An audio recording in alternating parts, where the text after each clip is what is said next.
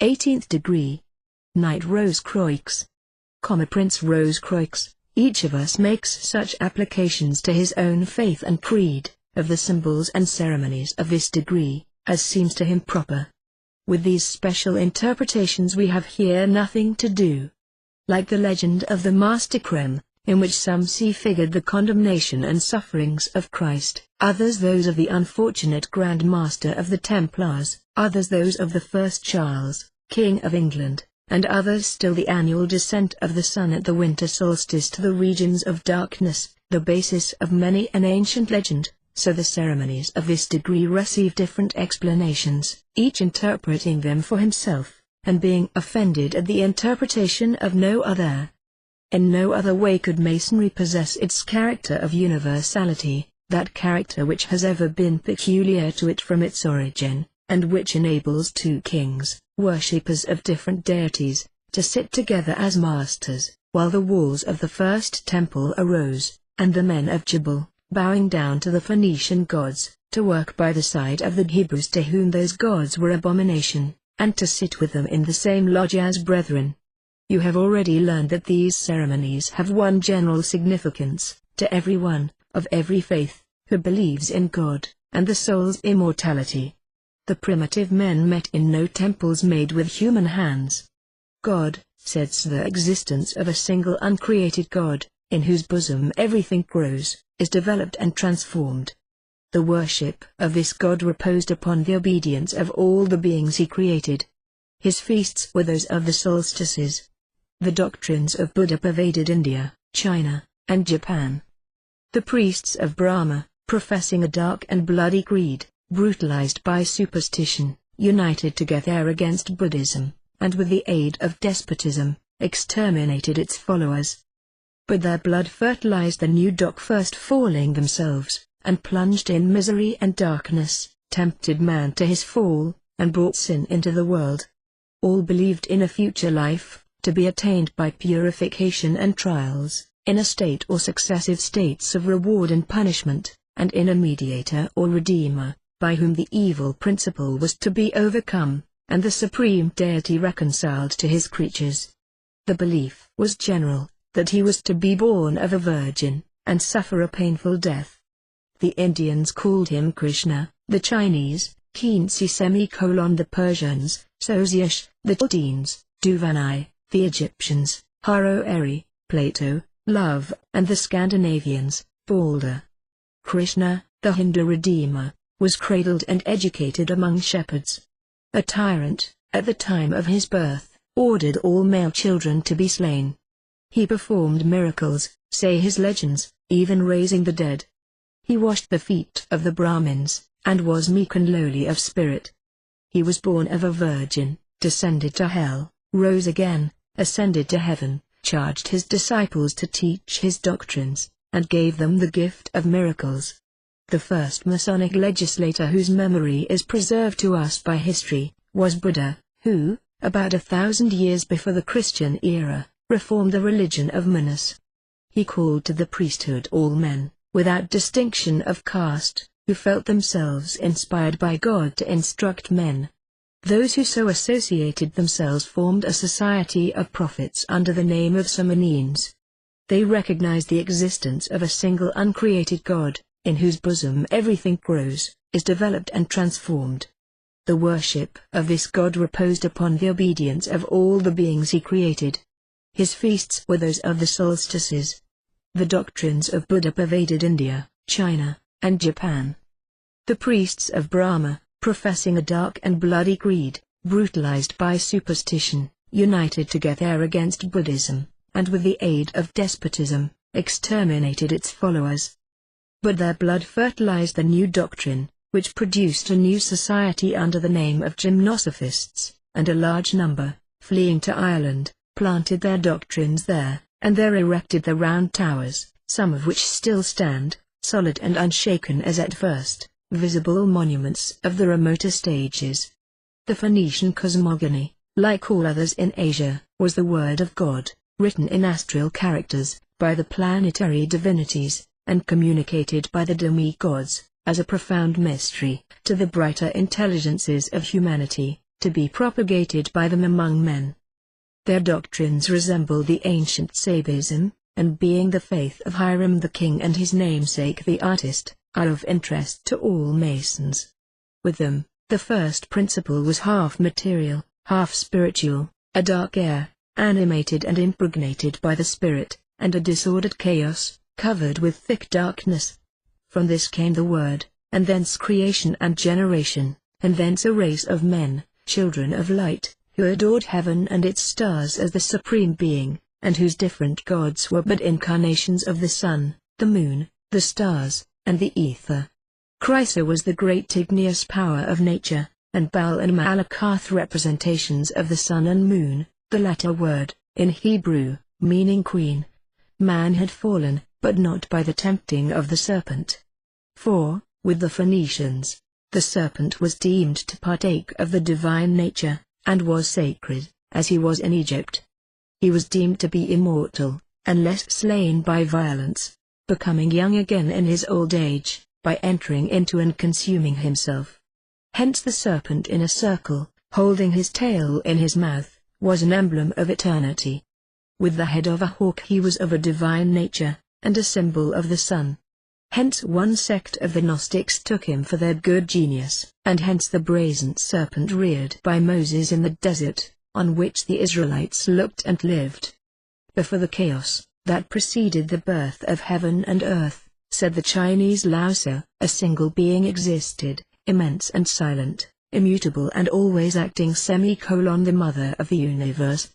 I know not the name of that being, but I designate it by the word reason. Man has his model in the earth in heaven, heaven in reason, and reason in itself. I am, says Isis, nature parent of all things, the sovereign of the elements, the primitive progeny of time, the most exalted of the deities, the first of the heavenly gods and goddesses, the queen of the shades, the uniform countenance, who dispose with my rod the numerous lights of heaven, the salubrious breezes of the sea, and the mournful silence of the dead, whose single divinity the whole world venerates in many forms, with various rites and by many names. The Egyptians, skilled in ancient lore, worship me with proper ceremonies, and call me by my true name, Isis the Queen. The Hindu Vedas thus define the deity, he who surpasses speech, and through whose power speech is expressed. Know thou that he is Brahma, and not these perishable things that man adores. He whom intelligence cannot comprehend, and he alone, say the sages, through whose power the nature of intelligence can be understood. Know thou that he is Brahma, and not these perishable things that man adores. He who cannot be seen by the organ of sight, and through whose power the organ of seeing sees. Know thou that he is Brahma, and not these perishable things that man adores. He who cannot be heard by the organ of hearing, and through whose power the organ of hearing hears. Know thou that he is Brahma, and not these perishable things that man adores. He who cannot be perceived by the organ of smelling, and through whose power the organ of smelling smells. Know thou that he is Brahma, and not these perishable things that man adores. When God resolved to create the human race, said Arius, he made a being that he called the Word, the Son, Wisdom, to the end that this being might give existence to men. This word is the Ormatzd of Zoroaster, the Ein Sof of the Kabbalah, the Nous of Plato and Philo, the wisdom or demiurgos of the Gnostics.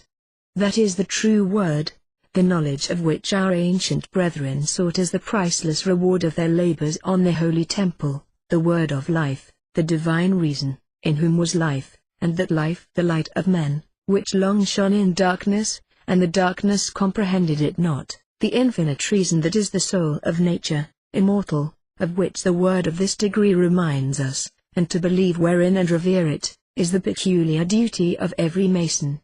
In the beginning, says the extract from some older work, with which John commences his Gospel, was the Word, and the Word was near to God, and the Word was God.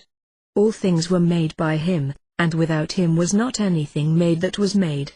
In him was life, and the life was the light of man, and the light shineth in darkness, and the darkness did not contain it. It is an old tradition that this passage was from an older work. And Philostygius and Nicephorus state, that when the Emperor Julian undertook to rebuild the temple, a stone was taken up, that covered the mouth of a deep square cave, into which one of the laborers, being let down by a rope, found in the center of the floor a cubical pillar, on which lay a roll or book, wrapped in a fine linen cloth, in which, in capital letters, was the foregoing passage. However this may have been, it is plain that John's Gospel is a polemic against the Gnostics, and, stating at the outset the current doctrine in regard to the creation by the Word, he then addresses himself to show and urge that this Word was Jesus Christ. And the first sentence, fully rendered into our language, would read thus: when the process of emanation, of creation or evolution of existences inferior to the Supreme God began, the Word came into existence and was, and this Word was near to God, that is the immediate or first emanation from God, and it was God Himself, developed or manifested in that particular mode, and in action. And by that Word everything that is was created. And thus Tertullian says that God made the world out of nothing, by means of His Word, wisdom, or power. To Philo the Jew, as to the Gnostics, the Supreme Being was the primitive light, or archetype of light, common source whence the rays emanate that illuminate souls. He is the soul of the world, and as such acts everywhere. He himself fills and bounds his whole existence, and his forces fill and penetrate everything. His image is the Word, Logos, a form more brilliant than fire, which is not pure light. This Word dwells in God, for it is within that intelligence that the Supreme Being frames for himself the types of ideas of all that is to assume reality in the universe. The Word is the vehicle by which God acts on the universe, the world of ideas by means whereof God has created visible things. The more ancient God, as compared with the material world, chief and general representative of all intelligences, the archangel and representative of all spirits, even those of mortals, the type of man, the primitive man himself. These ideas are borrowed from Plato. And this Word is not only the Creator, by him was everything made that was made, but acts in the place of God, and through him act all the powers and attributes of God.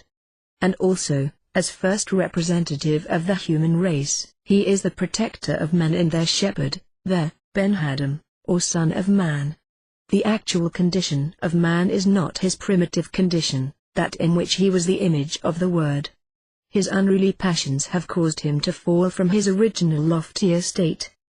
But he may rise again, by following the teachings of heavenly wisdom, and the angels whom God commissions to aid him in escaping from the entanglements of the body, and by fighting bravely against evil, the existence of which God has allowed solely to furnish him with the means of exercising his free will. The Supreme Being of the Egyptians was Amun, a secret and concealed God, the unknown further of the Gnostics, the source of divine life, and of all force, the plenitude of all, comprehending all things in himself, the original light. He creates nothing, but everything emanates from him, and all other gods are but his manifestations. From him, by the utterance of a word, emanated Neith, the divine mother of all things, the primitive thought, the force that puts everything in movement, the spirit everywhere extended, the deity of light and mother of the Sunday of this Supreme Being. Osiris was the image, source of all good in the moral and physical world, and constant foe of Typhon, the genius of evil, the Satan of Gnosticism, brute matter, deemed to be always at feud with the spirit that flowed from the deity, and over whom Haroeri, the Redeemer, son of Isis and Osiris, is finally to prevail. In the Zendavesta of the Persians the Supreme Being is time without limit. Zeruanak no origin could be assigned to him, for he was enveloped in his own glory, and his nature and attributes were so inaccessible to human intelligence, that he was but the object of a silent veneration. The commencement of creation was by emanation from him. The first emanation was the primitive light, and from this light emerged Ormuzd, the King O, light, who, by the Word, created the world in its purity, is its preserver and judge, a holy and sacred being, intelligence and knowledge, himself time without limit, and wielding all the powers of the Supreme Being. In this Persian faith, as taught many centuries before our era, and embodied in the Zendavesta, there was in man a pure principle, proceeding from the Supreme Being, produced by the will and word of Ormuzd. To that was united an impure principle, proceeding from a foreign influence, that of Ahriman, the dragon, or principle of evil. Tempted by Ahriman, the first man and woman had fallen, and for 12,000 years there was to be war between Ormuzd and the good spirits created by him, and Enan and the evil ones whom he had called into existence. But pure souls are assisted by the good spirits. The triumph of the good principle is determined upon in the decrees of the Supreme Being, and the period of that triumph will infallibly arrive. At the moment when the earth shall be most afflicted with the evils brought upon it by the spirits of perdition, 3 prophets will appear to bring assistance to mortals. Sosius, chief of the 3, will regenerate the world, and restore to it its primitive beauty, strength, and purity. He will judge the good and the wicked. After the universal resurrection of the good, the pure spirits will conduct them to an abode of eternal happiness. Ahriman, his evil demons, and all the world, will be purified in a torrent of liquid burning metal. The law of Ormuzd will rule everywhere, all men will be happy, all, enjoying an unalterable bliss, will unite with Sosius in singing the praises of the Supreme Being. These doctrines, with some modifications, were adopted by the Kabbalists and afterward by the Gnostics. Apollonius of Tyana says, "We shall render the most appropriate worship to the deity, when to that God whom we call the first, who is one, and separate from all, and after whom we recognize the others, we present no offerings whatever, kindle to him no fire, dedicate to him no sensible thing, for he needs nothing, even of all that natures more exalted than ours could give. The earth produces no plant, the air nourishes no animal, there is in short nothing, which would not be impure in his sight. In addressing ourselves to him, we must use only the higher word, that, I mean, which is not expressed by the mouth, the silent inner word of the Spirit. From the most glorious of all beings, we must seek for blessings, by that which is most glorious in ourselves, and that is the Spirit, which needs no organ." Strabo says, "This one supreme essence is that which embraces us all, the water and the land, that which we call the heavens, the world, the nature of things. This highest being should be worshipped, without any visible image, in sacred groves. In such retreats the devout should lay themselves down to sleep, and expect signs from God in dreams." Aristotle says, "It has been handed down in a mythical form, from the earliest times to posterity, that there are gods, and that the divine compasses entire nature. All besides this has been added, after the mythical style, for the purpose of persuading the multitude, and for the interest of the laws and the advantage of the state. Thus men have given to the gods human forms, and have even represented them under the figure of other beings, in the train of which fictions followed many more of the same sort.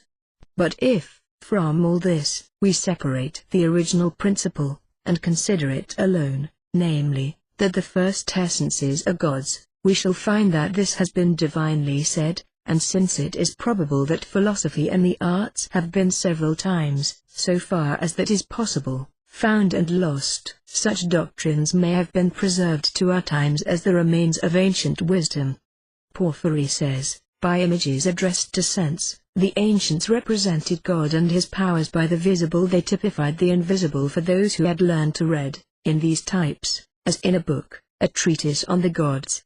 We need not wonder if the ignorant consider the images to be nothing more than wood or stone, for just so, they who are ignorant of writing see nothing in monuments but stone, nothing in tablets but wood, and in books but a tissue of papyrus."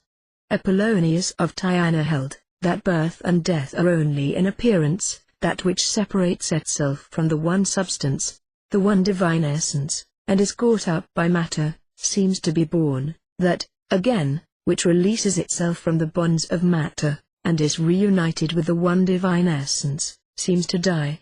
There is, at most, an alteration between becoming visible and becoming invisible. In all there is, properly speaking, but the one essence, which alone acts and suffers, by becoming all things to all. The eternal God, whom men wrong, when they deprive him of what properly can be attributed to him only, and transfer it to other names and persons. The New Platonists substituted the idea of the Absolute, for the Supreme Essence itself. As the first, simplest principle, anterior to all existence, of which nothing determinate can be predicated, to which no consciousness, no self-contemplation can be ascribed, inasmuch as to do so would immediately imply a quality, a distinction of subject and object. This supreme entity can be known only by an intellectual intuition of the spirit, transcending itself, and emancipating itself from its own limits. This mere logical tendency, by means of which men thought to arrive at the conception of such an absolute, theos, was united with a certain mysticism, which, by a transcendent state of feeling, communicated, as it were, to this abstraction what the mind would receive as a reality. The absorption of the spirit into that super-existence, so as to be entirely identified with it, or such a revelation of the latter to the spirit raised above itself, was regarded as the highest end which the spiritual life could reach. The New Platonists' idea of God was that of one simple original essence, exalted acts a distinction between those who are in the proper sense sons of God, having by means of contemplation raised themselves to the highest being, or attained to a knowledge of him, in his immediate self-manifestation, and those who know God only in his immediate revelation through his operation such as he declares himself in creation in the revelation still veiled in the letter of Scripture. Those, in short, who attach themselves simply to the Logos, and consider this to be the supreme God, who in, and after it has rid itself from all that pertains to sense, from all manifoldness. They are the mediators between man, amazed and stupefied by manifoldness, and the supreme unity.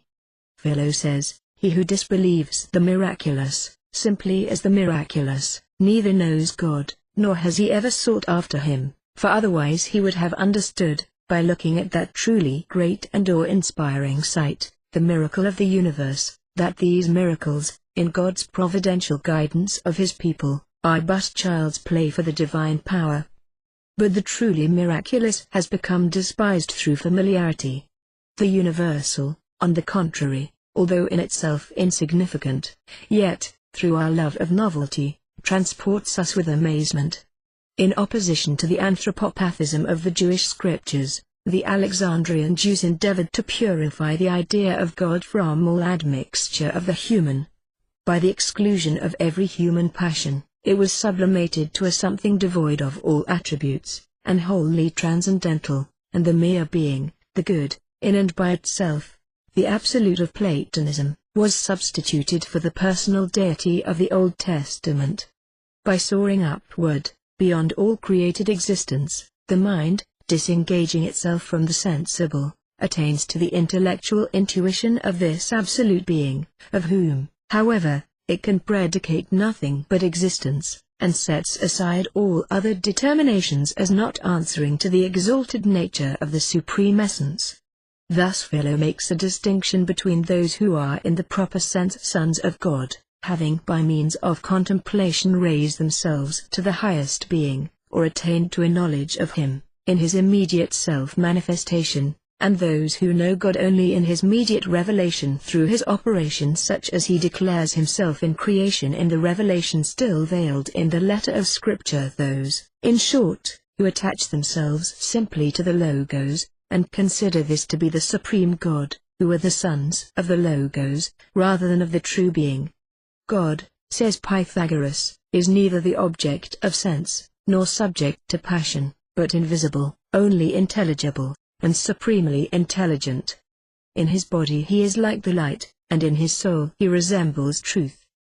He is the universal spirit that pervades and diffuseth itself over all nature. All beings receive their life from him. There is but one only God, who is not, as some are apt to imagine, seated above the world, beyond the orb of the universe, but being himself all in all, he sees all the beings that fill his immensity, the only principle, the light of heaven, the Father of all. He produces everything, he orders and disposes everything, he is the reason, the life, and the motion of all being. I am the light of the world. He that followeth me shall not walk in darkness, but shall have the light of life. So said the founder of the Christian religion, as his words are reported by John the Apostle. God, say the sacred writings of the Jews, appeared to Moses in a flame of fire, in the midst of a bush, which was not consumed. He descended upon Mount Sinai, as the smoke of a furnace. He went before the children of Israel, by day, in a pillar of cloud, and, by night, in a pillar of fire, to give them light. Call you on the name of your gods, said Elijah the prophet to the priests of Baal, and I will call upon the name of Adonai, and the God that answereth by fire, let him be God. According to the Kabbalah, as according to the doctrines of Zoroaster, everything that exists has emanated from a source of infinite light. Before all things, existed the primitive being, the Ancient of Days, the Ancient King of Light, a title the more remarkable, because it is frequently given to the Creator in the Zend-Avesta, and in the Code of the Sabines, and occurs in the Jewish scriptures. The world was his revelation, God revealed, and subsisted only in him. His attributes were reproduced with various modifications and in different degrees, so that the universe was his holy splendor, his mantle. He was to be adored in silence, and perfection consisted in a nearer approach to him. Before the creation of worlds, the primitive light filled all space, so that there was no void. When the Supreme Being, existing in this light, resolved to display his perfections, or manifest them in worlds, he withdrew within himself, formed around him a void space, and shot forth his first emanation, a ray of light, the cause and principle of everything that exists, uniting both the generative and conceptive power, which penetrates everything, and without which nothing could subsist for an instant. Man fell, seduced by the evil spirits most remote from the great King of Light, those of the fourth world of spirits, Aziah, whose chief was Belial. They wage incessant war against the pure intelligences of the other worlds, who, like the Amshazpans, Izeds, and Pharez of the Persians, are the tutelary guardians of man. In the beginning, all was unison and harmony, full of the same divine light and perfect purity. The 7 kings of evil fell, and the universe was troubled. Then the Creator took from the 7 kings the principles of good and of light, and divided them among the 4 worlds of spirits, giving to the first 3 the pure intelligences, united in love and harmony, while to the 4th were vouchsafed only some feeble glimmerings of light. When the strife between these and the good angels shall have continued the appointed time, and these spirits enveloped in darkness shall long and in vain have endeavored to absorb the divine light and life, then will the Eternal himself come to correct them. He will deliver them from the gross envelopes of matter that hold them captive, will reanimate and strengthen the ray of light or spiritual nature which they have preserved, and re-establish throughout the universe that primitive harmony which was its bliss. Marcion, the Gnostic, said, the soul of the true Christian, adopted as a child by the Supreme Being, to whom it has long been a stranger, receives from him the spirit and divine life. It is led and confirmed, by this gift, in a pure and holy life, like that of God, and if it so completes its earthly career, in charity, chastity, and sanctity, it will one day be disengaged from its material envelope, as the ripe grain is detached from the straw, and as the young bird escapes from its shell. Like the angels, it will share in the bliss of the good and perfect Father, reclothed in an aerial body or organ, and made like unto the angels in heaven.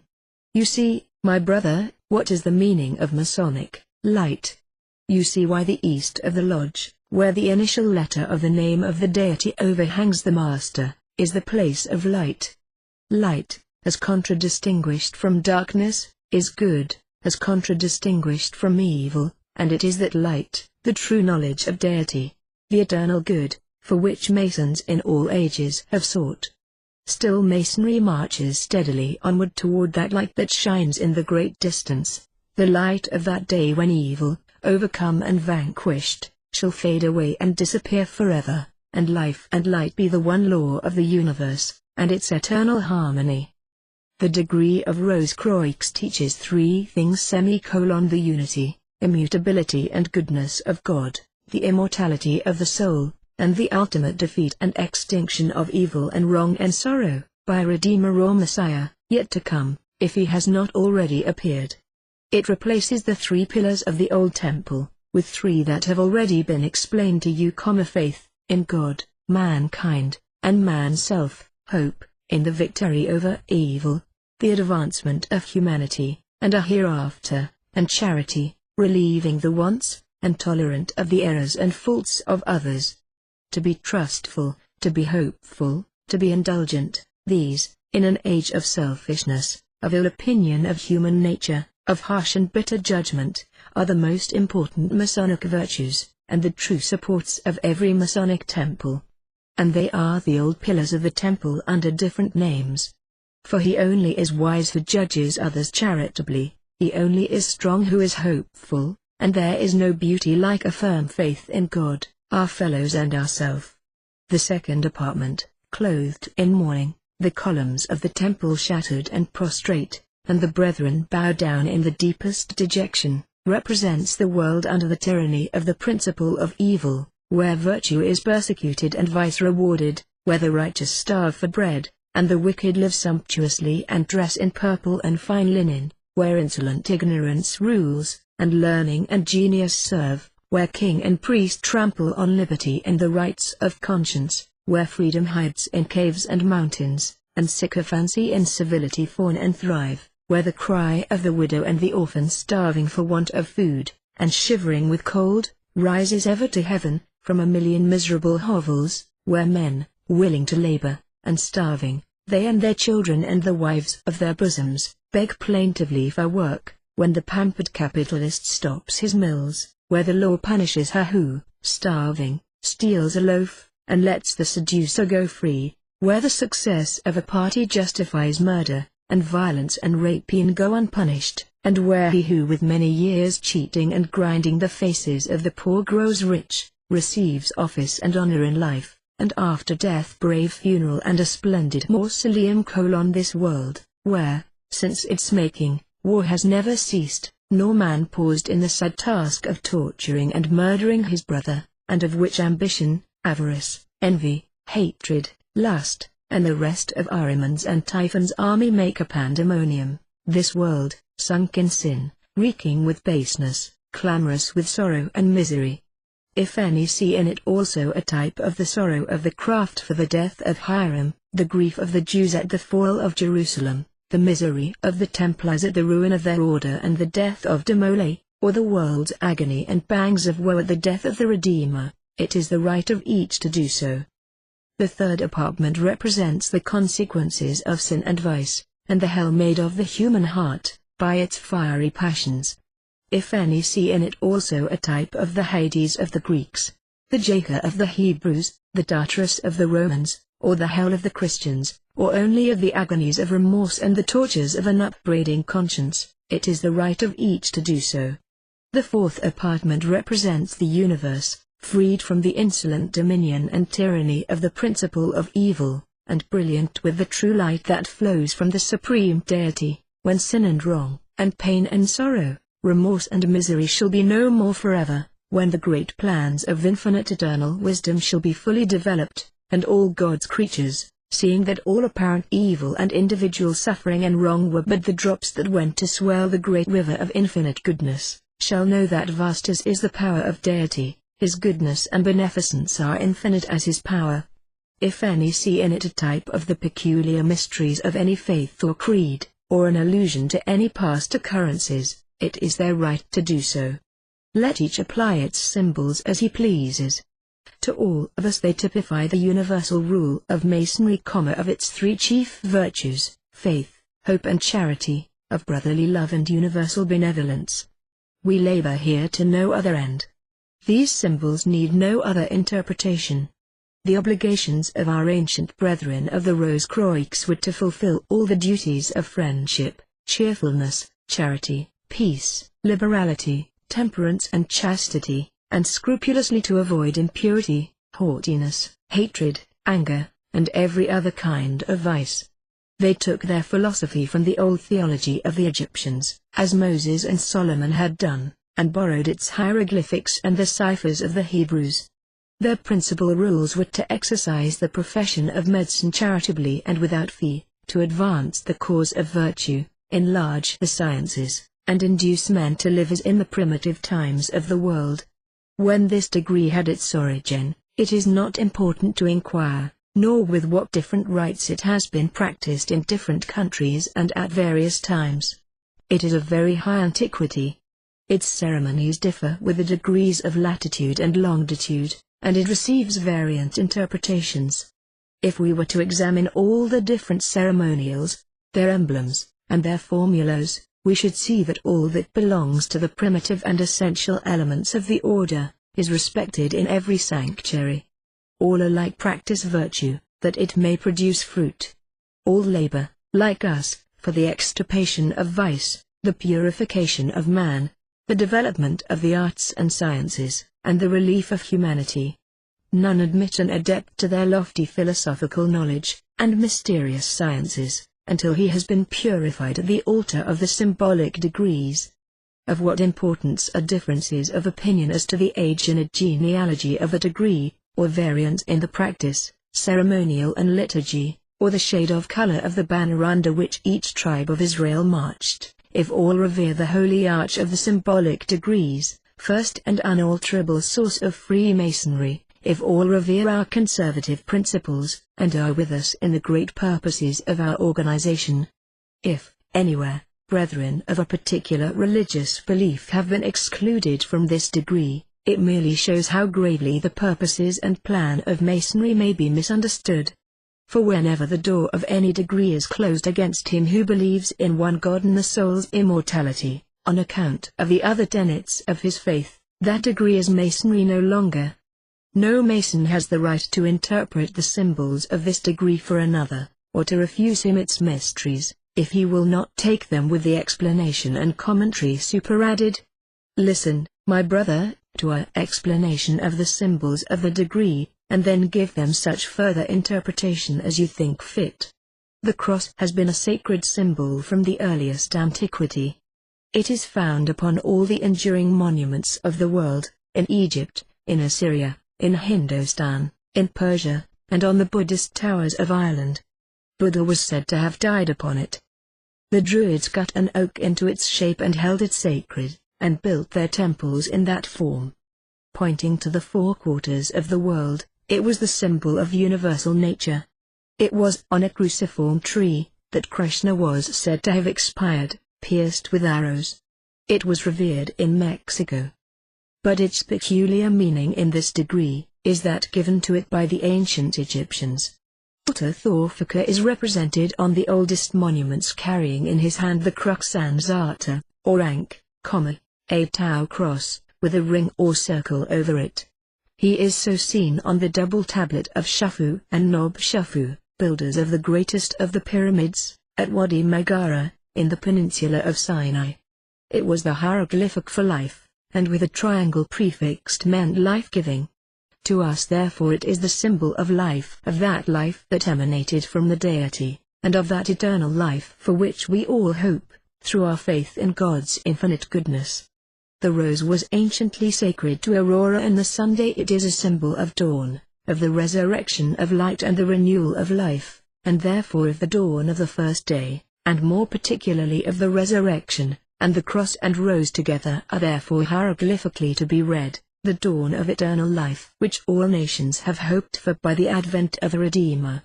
The pelican feeding her young is an emblem of the large and bountiful beneficence of nature, of the Redeemer of fallen man, and of that humanity and charity that ought to distinguish a knight of this degree. The eagle was the living symbol of the Egyptian god Mendes or Menthra, whom Sesostris Ramses made one with Amun-Re, the god of Thebes and Upper Egypt, and the representative of the sun, the word Re meaning son or king. The compass surmounted with a crown signifies that notwithstanding the high rank attained in Masonry by a knight of the CROIX, equity and impartiality are invariably to govern his conduct. To the word Inri, inscribed on the crux ansata over the master's seat, many meanings have been assigned. The Christian initiate reverentially sees in it the initials of the inscription upon the cross on which Christ suffered: Jesus Nazarenes Rex Luceorum. The sages of antiquity connected it with one of the greatest secrets of nature, that of universal regeneration. They interpreted it thus: Ig natura renovata integra, entire nature is renovated by fire. The alchemical or hermetic masons framed for it this aphorism, Ig nitrum roris invenita. And the Jesuits are charged with having applied to it this odious axiom, Justa Nica Regis Impios. The four letters are the initials of the Hebrew words that represent the four elements: lamim, the seas or water, nur, fire, ruach, the air, and ebishcha, the dry earth. How we read it, I need not repeat to you. The cross, X, was the sign of the creative wisdom or logos, the Son of God. Plato says, he expressed him upon the universe in the figure of the letter X. The next power to the supreme God was decussated or figured in the shape of a cross on the universe. Mithras signed his soldiers on the forehead with a cross.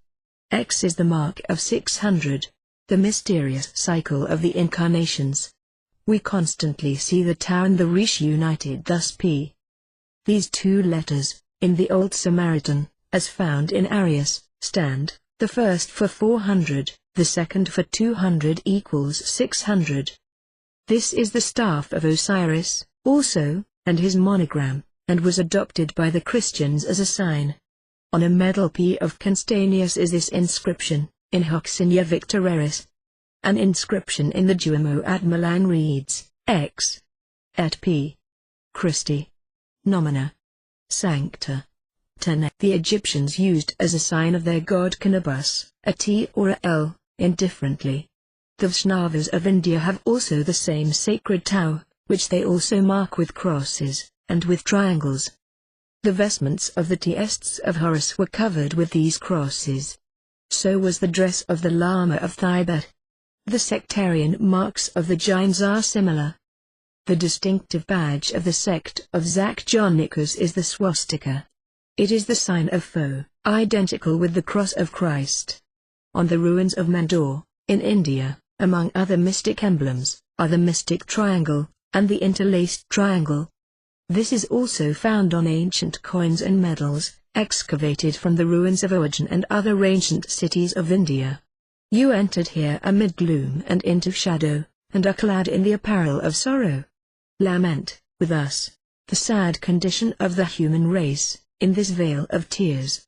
The calamities of men and the agonies of nations. The darkness of the bewildered soul, oppressed by doubt and apprehension. There is no human soul that is not sad at times.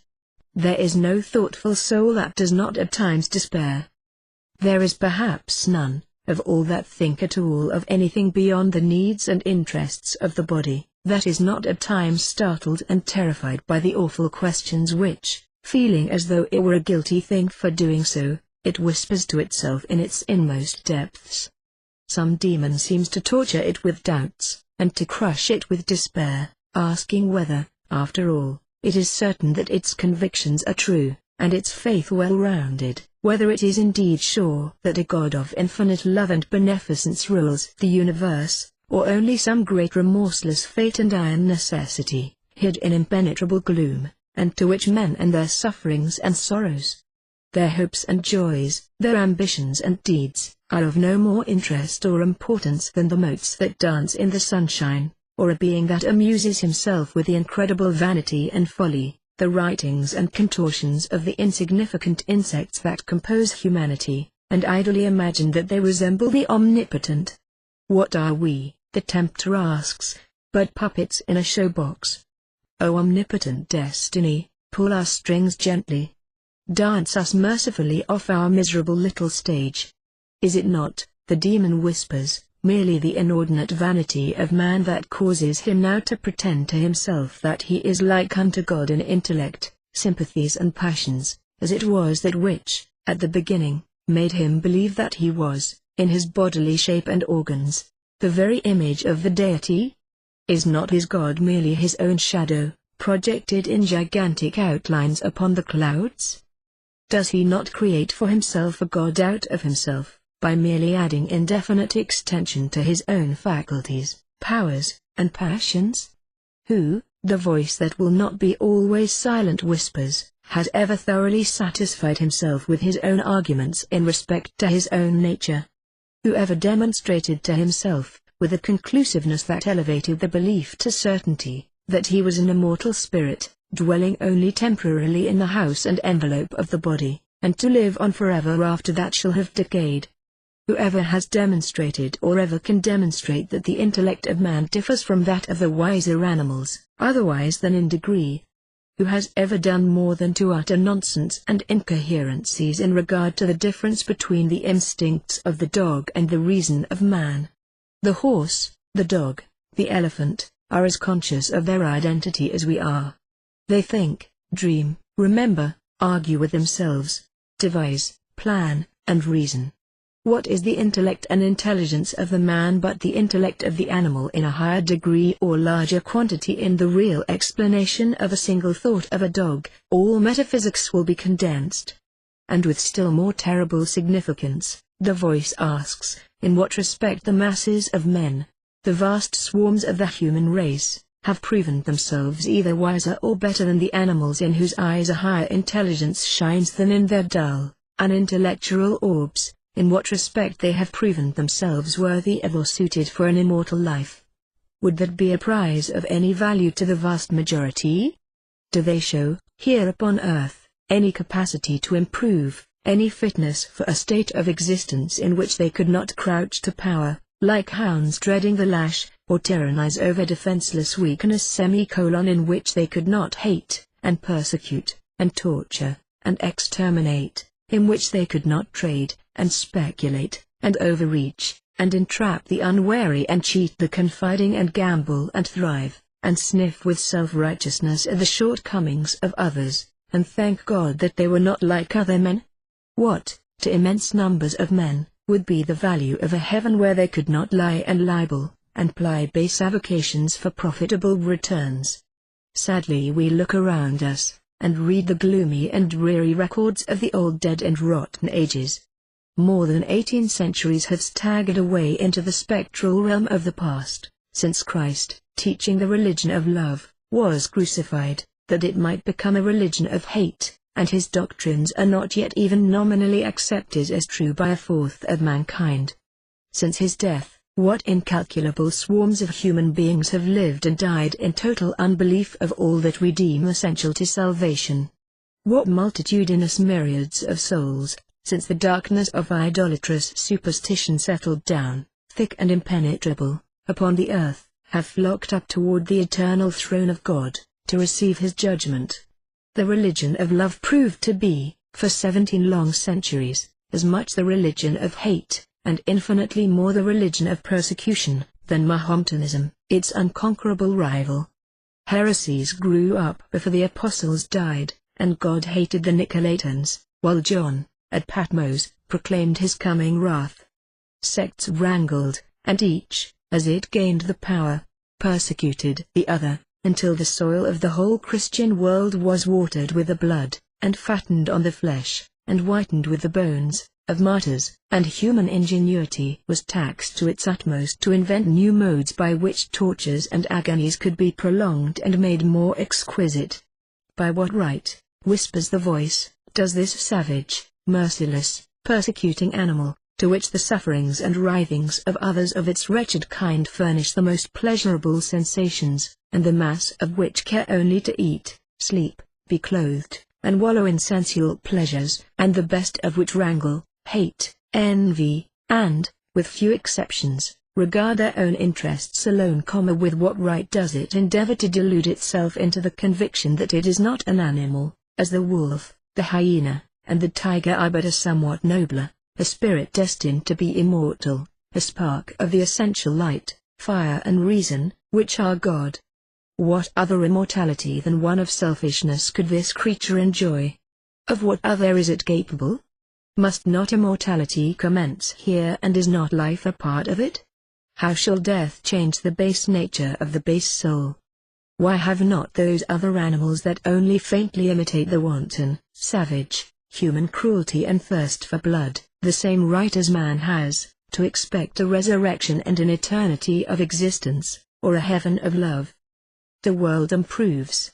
Man ceases to persecute, when the persecuted become too numerous and strong, longer to submit to it.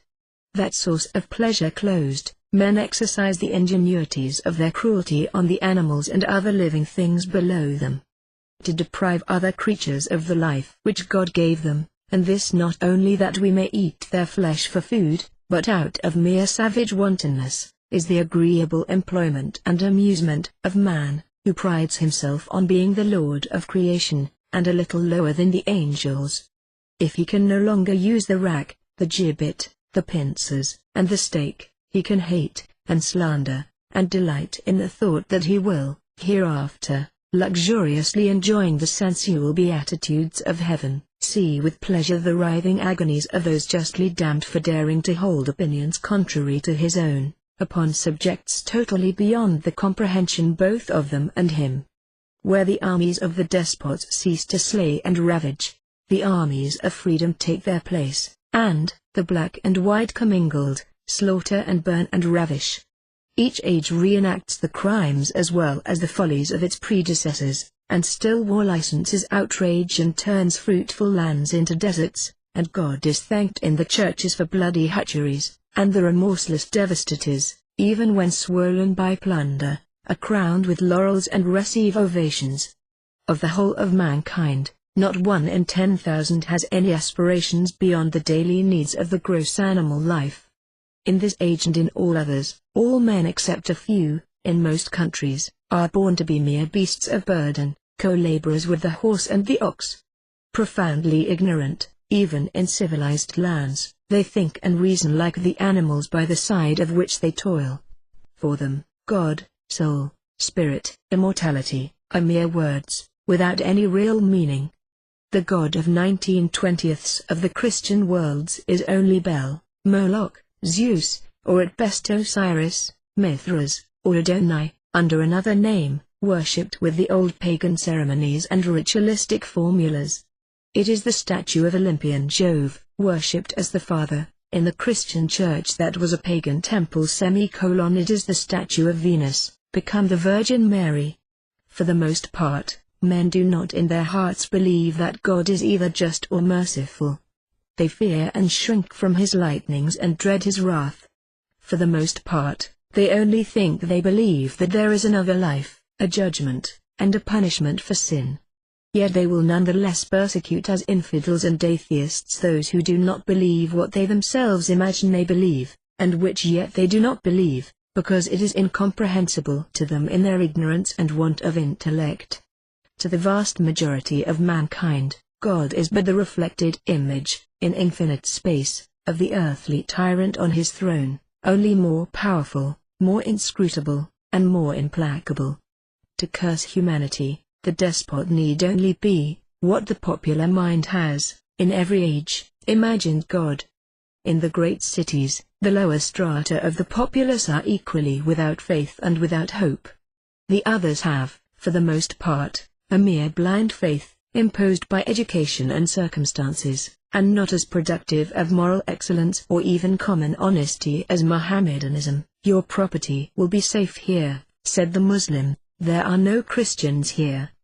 The philosophical and scientific world becomes daily more and more unbelieving.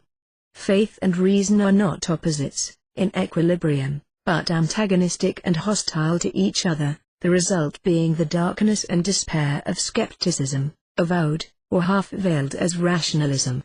Over more than 3/4 of the habitable globe, humanity still kneels, like the camels, to take upon itself the burthens to be tamely borne for its tyrants. If a republic occasionally rises like a star, it hastens with all speed to set in blood. The kings need not make war upon it, to crush it out of their way. It is only necessary to let it alone, and it soon lays violent hands upon itself. And when a people long enslaved shake off its fetters, it may well be incredulously asked, shall the braggart shout for some blind glimpse of freedom, link itself, through madness, hated by the wise, to law, system and empire? Everywhere in the world labor is, in some shape, the slave of capital, generally, a slave to be fed only so long as he can work, or, rather, only so long as his work is profitable to the owner of the human chattel. There are famines in Ireland, strikes and starvation in England, pauperism and tenement dens in New York, misery, squalor, ignorance, destitution, the brutality of vice and the insensibility to shame, of despairing beggary, in all the human cesspools and sewers everywhere. Here, a sewing woman famishes and freezes. There, mothers murder their children, that those spared may live upon the bread purchased with the burial allowances of the dead starveling, and at the next door young girls prostitute themselves for food. Moreover, the voice says, this besotted race is not satisfied with seeing its multitudes swept away by the great epidemics whose causes are unknown, and of the justice or wisdom of which the human mind cannot conceive. It must also be ever at war. There has not been a moment since men divided into tribes, when all the world was at peace. Always men have been engaged in murdering each other somewhere. Always the armies have lived by the toil of the husbandman, and war has exhausted the resources, wasted the energies, and ended the prosperity of nations. Now it loads unborn posterity with crushing debt, mortgages all estates, and brings upon states the shame and infamy of dishonest repudiation. At times, the baleful fires of war light up half a continent at once, as when all the thrones unite to compel a people to receive again a hated and detestable dynasty, or states deny states the right to dissolve an irksome union and create for themselves a separate government.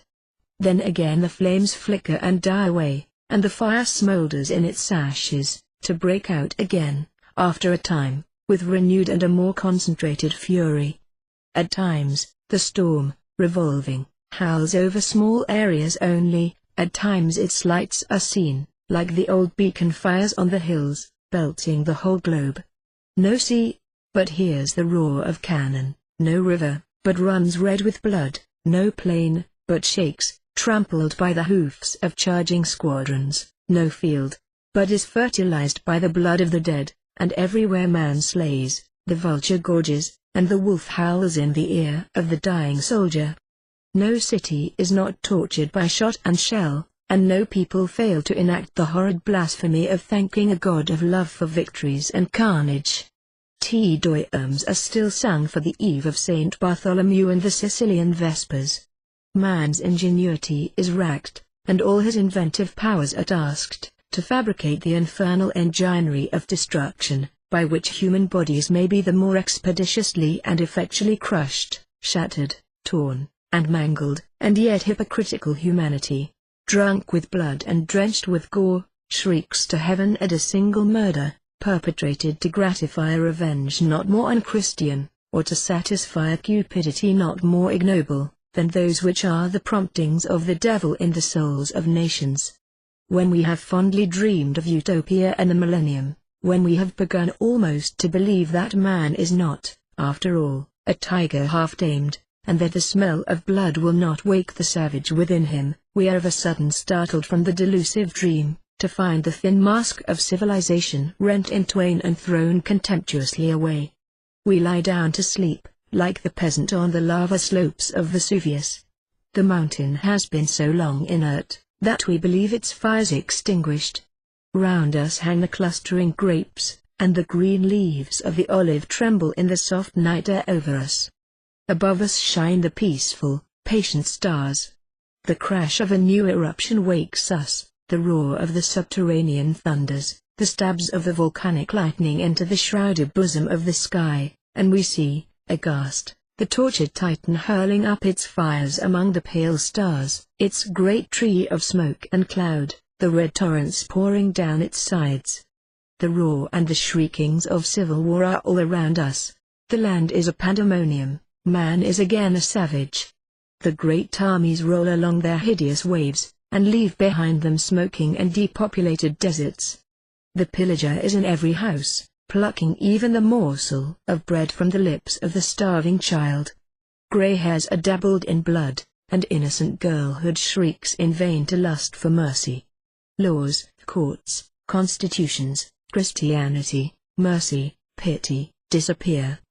God seems to have abdicated, and Moloch to reign in his stead, while press and pulpit alike exult at universal murder, and urge the extermination of the conquered, by the sword and the flaming torch, and to plunder and murder entitles the human beasts of prey to the thanks of Christian senates.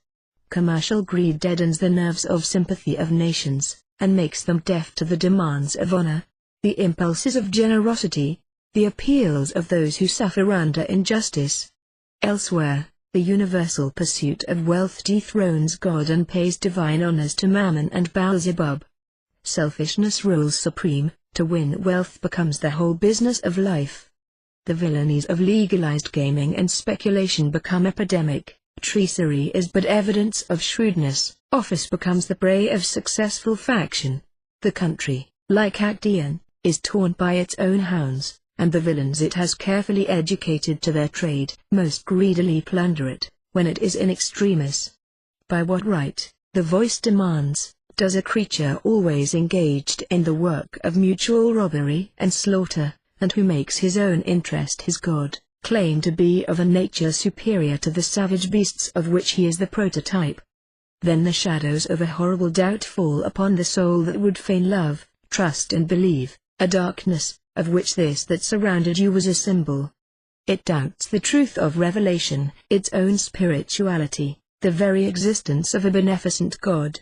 It asks itself if it is not idle to hope for any great progress of humanity toward perfection, and whether, when it advances in one respect, it does not retrogress in some other, by way of compensation, whether advance in civilization is not increase of selfishness, whether freedom does not necessarily lead to license and anarchy, whether the destitution and debasement of the masses does not inevitably follow increase of population and commercial and manufacturing prosperity.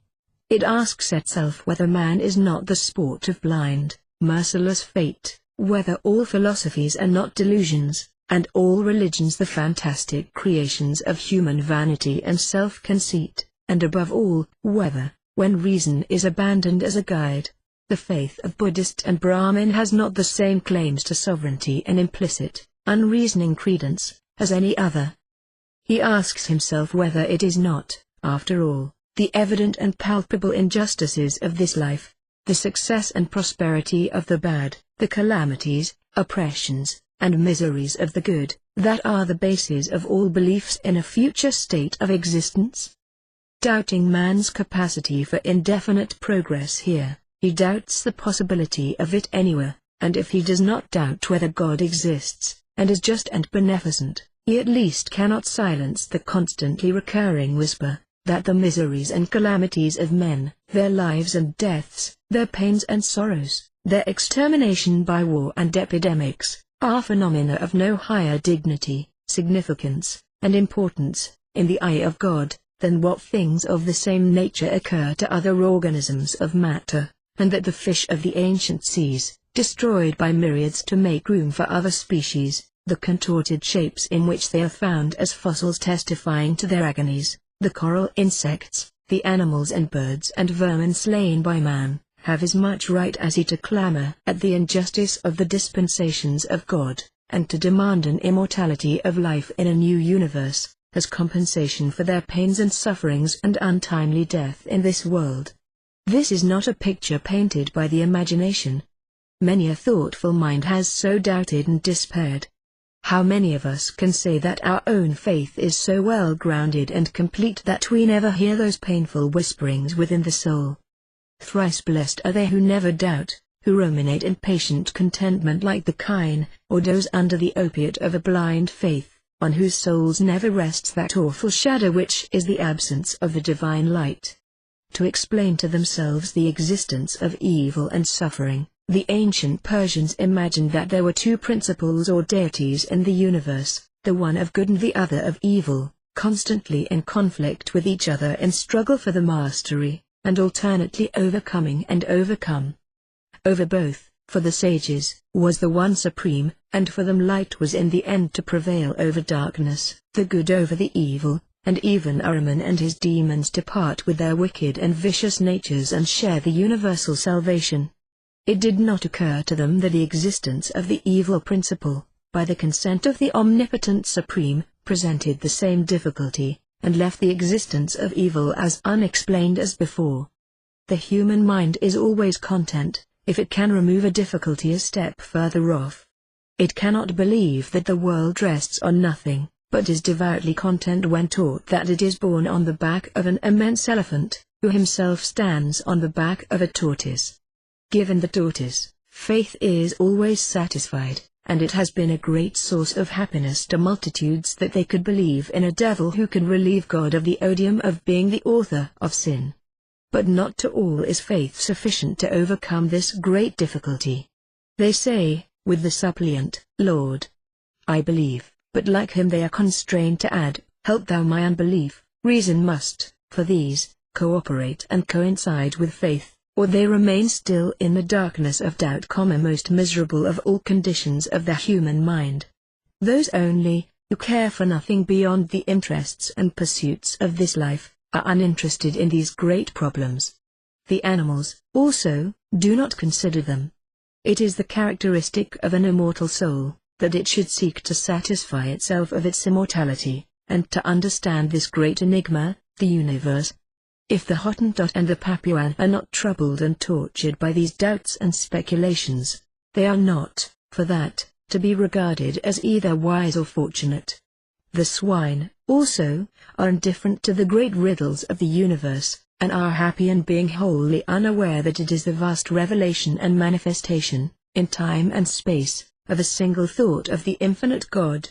Exalt and magnify faith, as we will, and say that it begins where reason ends, it must, after all, have a foundation, either in reason, analogy, the consciousness, or human testimony. The worshipper of Brahman also has implicit faith in what seems to us palpably false and absurd. His faith rests neither in reason, analogy, or the consciousness, but on the testimony of his spiritual teachers, and of the holy books. The Muslim also believes, on the positive testimony of the Prophet, and the Mormon also can say, I believe this, because it is impossible. No faith, however absurd or degrading, has ever wanted these foundations, testimony, and the books.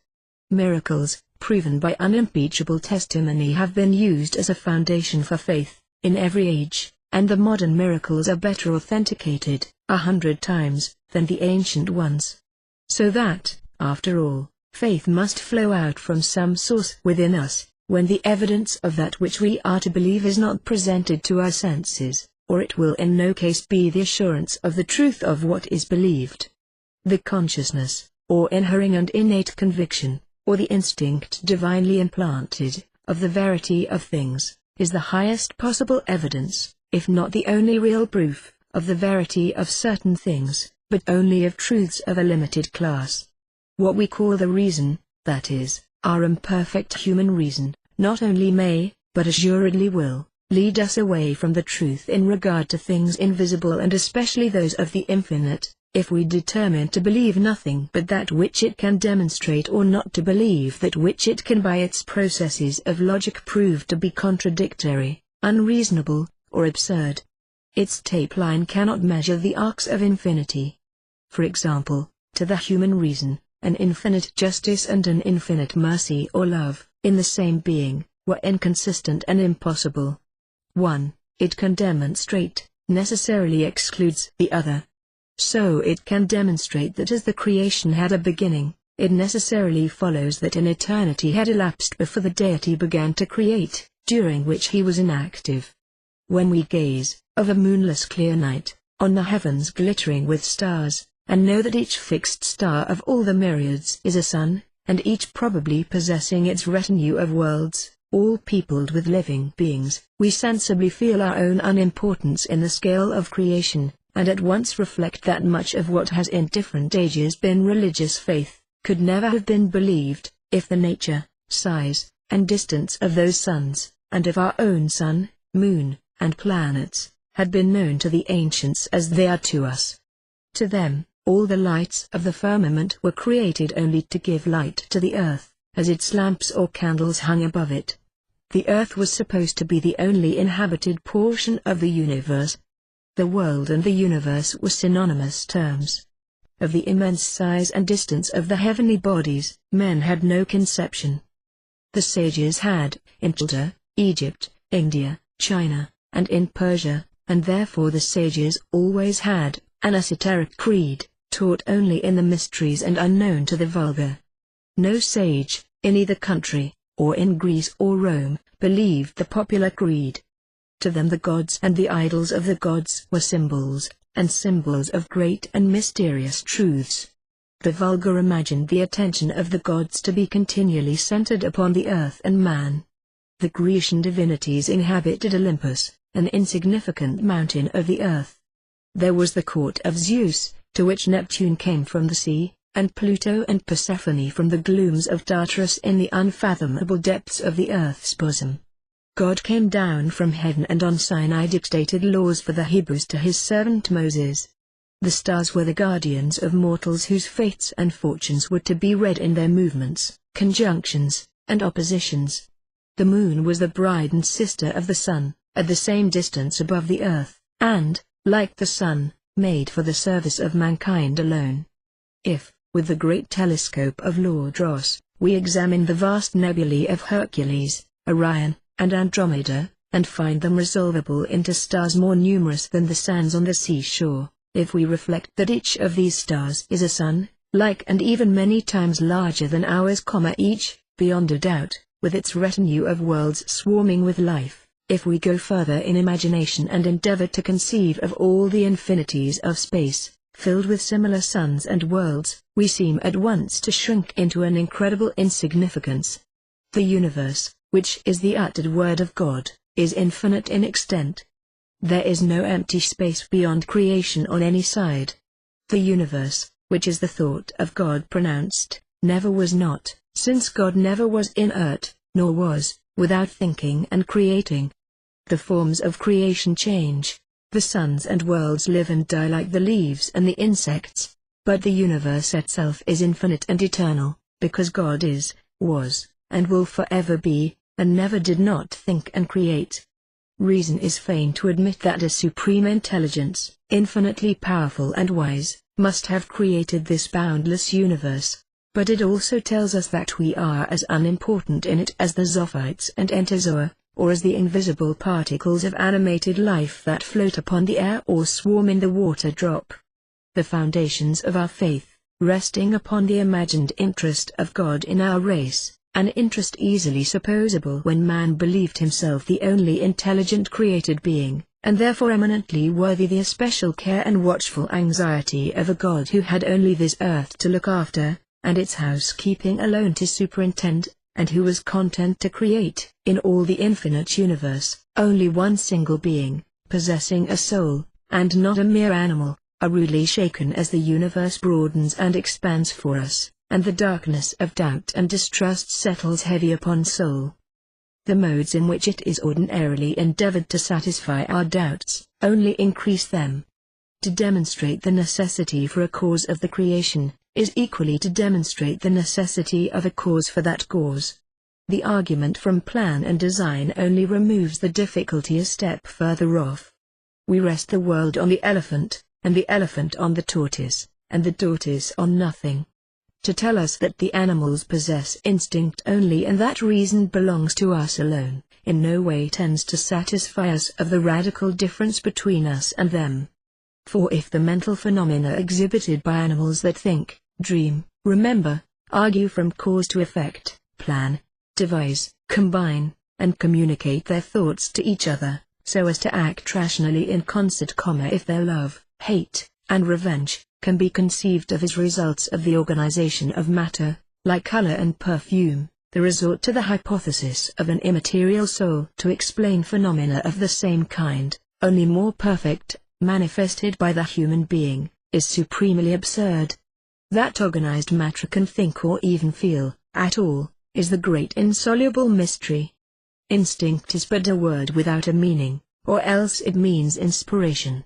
It is either the animal itself, or God in the animal, that thinks, remembers, and reasons, and instinct, according to the common acceptation of the term, would be the greatest and the most wonderful of mysteries, no less a thing than the direct, immediate, and continual promptings of the deity, for the animals are not machines, or automata moved by springs, and the ape is but a dumb Australian. Must we always remain in this darkness of uncertainty, of doubt? Is there no mode of escaping from the labyrinth except by means of a blind faith, which explains nothing, and in many creeds, ancient and modern, sets reason at defiance, and leads to the belief either in a God without a universe without a God, or a universe which is itself a God? We read in the Hebrew Chronicles that Shlomo the wise king caused to be placed in front of the entrance to the temple 2 huge columns of bronze, one of which was called Yakin and the other Bahatz, and these words are rendered in our version strength and establishment. The masonry of the Blue Lodges gives no explanation of these symbolic columns, nor do the Hebrew books advise us that they were symbolic. If not so intended as symbols, they were subsequently understood to be such. But as we are certain that everything within the temple was symbolic, and that the whole structure was intended to represent the universe, we may reasonably conclude that the columns of the portico also had a symbolic signification. It would be tedious to repeat all the interpretations which fancy or dullness has found for them. The key to their true meaning is not undiscoverable. The perfect and eternal distinction of the two primitive terms of the creative syllogism, in order to attain to the demonstration of their harmony by the analogy of contraries, is the second grand principle of that occult philosophy veiled under the name Kabbalah, and indicated by all the sacred hieroglyphs of the ancient sanctuaries, and of the rites, so little understood by the mass of the initiates, of the ancient and modern Freemasonry. The Zohar declares that everything in the universe proceeds by the mystery of the balance, that is, of equilibrium. Of the Sephiroth, or divine emanations, wisdom and understanding, severity and benignity, or justice and mercy, and victory and glory, constitute pairs. Wisdom, or the intellectual generative energy, and understanding, or the capacity to be impregnated by the active energy and produce intellection or thought, are represented symbolically in the Kabbalah as male and female. So also are justice and mercy. Strength is the intellectual energy or activity, establishment or stability is the intellectual capacity to produce, but passivity. They are the power of generation and the capacity of production. By wisdom, it is said, God creates, and by understanding establishes. These are the two columns of the temple, contraries like the man and woman, like reason and faith, omnipotence and liberty, infinite justice and infinite mercy, absolute power or strength to do even what is most unjust and unwise, and absolute wisdom that makes it impossible to do it, right and duty. They were the columns of the intellectual and moral world, the monumental hieroglyph of the antinomy necessary to the grand law of creation. There must be for every force a resistance to support it, to every light a shadow, for every royalty a realm to govern, for every affirmative a negative. For the Kabbalists, light represents the active principle, and darkness or shadow is analogous to the passive principle. Therefore it was that they made of the sun and moon emblems of the two divine sexes and the two creative forces, therefore, that they ascribed to woman the temptation and the first sin, and then the first labor, the maternal labor of the redemption, because it is from the bosom of the darkness itself that we see the light born again. The void attracts the full, and so it is that the abyss of poverty and misery, the seeming evil, the seeming empty nothingness of life, the temporary rebellion of the creatures, eternally attracts the overflowing ocean of being, of riches, of pity, and of love. Christ completed the atonement on the cross by descending into hell. Justice and mercy are contraries. If each be infinite, their coexistence seems impossible, and being equal, one cannot even annihilate the other and reign alone. The mysteries of the divine nature are beyond our finite comprehension, but so indeed are the mysteries of our own finite nature, and it is certain that in all nature harmony and movement are the result of the equilibrium of opposing or contrary forces. The analogy of contraries gives the solution of the most interesting and most difficult problem of modern philosophy, the definite and permanent accord of reason and faith, of authority and liberty of examination, of science and belief, of perfection in God and imperfection in man. If science or knowledge is the sun, belief is the man, it is a reflection of the day in the night. Faith is the veiled Isis, the supplement of reason, in the shadows which precede or follow reason. It emanates from the reason, but can never confound it nor be confounded with it. The encroachments of reason upon faith, or of faith on reason, are eclipses of the sun or moon. When they occur, they make useless both the source of light and its reflection, at once. Science perishes by systems that are nothing but beliefs, and faith succumbs to reasoning. For the two columns of the temple to uphold the edifice, they must remain separated and be parallel to each other. As soon as it is attempted by violence to bring them together, as Samson did, they are overturned, and the whole edifice falls upon the head of the rash blind man or the revolutionist whom personal or national resentments have in advance devoted to death. Harmony is the result of an alternating preponderance of forces. Whenever this is wanting in government, government is a failure, because it is either despotism or anarchy. All theoretical governments, however plausible the theory, end in one or the other. Governments that are to endure are not made in the closet of Locke or Shaftesbury, or in a congress or a convention.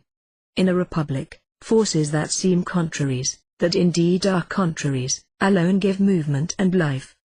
The spheres are filled in their orbits and made to revolve harmoniously and unerringly, by the concurrence, which seems to be the opposition, of two contrary forces. If the centripetal force should overcome the centrifugal, the equilibrium of forces cease, the rush of the spheres to the central sun would annihilate the system. Instead of consolidation, the whole would be shattered into fragments. Man is a free agent, though omnipotence is above and all around him. To be free to do good, he must be free to do evil. The light necessitates the shadow. A state is free like an individual in any government worthy of the name. The state is less potent than the deity, and therefore the freedom of the individual citizen is consistent with its sovereignty. These are opposites, but not antagonistic. So, in a union of states, the freedom of the states is consistent with the supremacy of the nation. When neither obtains the permanent mastery over the other, and they cease to be in equilibrio, the encroachment continues with a velocity that is accelerated like that of a falling body, until the feebler is annihilated, and then, there being no resistance to support the stronger, it rushes into ruin. So, when the equipoise of reason and faith, in the individual or the nation, and the alternating preponderance cease, the result is, according as one or the other is permanent victor, atheism or superstition, disbelief or blind credulity, and the priests either of unfaith or of faith become despotic. Whomsoever God loveth, him he chasteneth, is an expression that formulates a whole dogma. The trials of life are the blessings of life, to the individual or the nation, if either has a soul that is truly worthy of salvation. Light and darkness, said Zoroaster, are the world's eternal ways. The light and the shadow are everywhere and always in proportion, the light being the reason of being of the shadow. It is by trials only, by the agonies of sorrow and the sharp discipline of adversities, that men and nations attain initiation. The agonies of the Garden of Gethsemane and those of the cross on Calvary preceded the resurrection and were the means of redemption. It is with prosperity that God afflicts humanity. The degree of rose is devoted to and symbolizes the final triumph of truth over falsehood, of liberty over slavery, of light over darkness, of life over death, and of good over evil. The great truth it inculcates is, that notwithstanding the existence of evil, God is infinitely wise, just, and good, that though the affairs of the world proceed by no rule of right and wrong known to us in the narrowness of our views, yet all is right, for it is the work of God, and all evils, all miseries, all misfortunes, are but as drops in the vast current that is sweeping onward, guided by Him, to a great and magnificent result, that, at the appointed time, He will redeem and regenerate the world, and the principle, the power, and the existence of evil will then cease, but this will be brought about by such means and instruments as He chooses to employ, whether by the merits of a Redeemer that has already appeared, or a Messiah that is yet waited for, by an incarnation of himself, or by an inspired prophet, it does not belong to us as Masons to decide. Let each judge and believe for himself. In the meantime, we labor to hasten the coming of that day. The morals of antiquity, of the law of Moses and of Christianity, are ours. We recognize every teacher of morality, every reformer, as a brother in this great work. The eagle is to us the symbol of liberty, the compasses of equality, the pelican of humanity, and our order of fraternity. Laboring for these, with faith, hope, and charity as our armor, we will wait with patience for the final triumph of good and the complete manifestation of the Word of God. No one Mason has the right to measure for another, within the walls of a Masonic temple, the degree of veneration which he shall feel for any reformer, or the founder of any religion. We teach a belief in no particular creed, as we teach unbelief in none. Whatever higher attributes the founder of the Christian faith may, in our belief, have had or not have had, none can deny that he taught and practiced a pure and elevated morality, even at the risk and to the ultimate loss of his life. He was not only the benefactor of a disinherited people, but a model for mankind. Devotedly he loved the children of Israel. To them he came, and to them alone he preached that gospel which his disciples afterward carried among foreigners. He would fain have freed the chosen people from their spiritual bondage of ignorance and degradation. As a lover of all mankind, laying down his life for the emancipation of his brethren, he should be to all, to Christian, to Jew, and to Mohammedan, an object of gratitude and veneration. The Roman world felt the pangs of approaching dissolution. Pagan